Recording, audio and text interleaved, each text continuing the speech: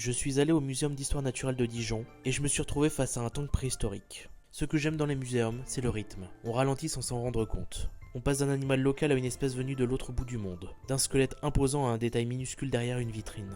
Il y a quelque chose de très particulier ici. Ce n'est pas spectaculaire au sens moderne du terme, c'est sobre. Et justement, ça marche. Les vitrines ne crient pas, elles montrent. On traverse les époques sans transition brutale, des espèces disparues, des animaux naturalisés de la région, des géants préhistoriques, des crânes impressionnants. À chaque salle, on change d'échelle. Et puis au détour d'un couloir, lui, un glyptodon, un mammifère géant d'Amérique du Sud, proche parent du tatou, mais version blindée.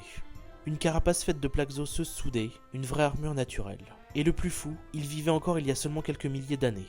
On est beaucoup plus proche de lui que des dinosaures. Ce genre de pièce, ça remet les choses en perspective. Ce n'est pas juste un squelette, c'est un animal qui a réellement marché sur Terre, avec son poids, son territoire, sa place dans un écosystème. Le muséum de Dijon, ce n'est pas un lieu qui impressionne par le bruit, il impressionne par le temps, et parfois ça suffit largement.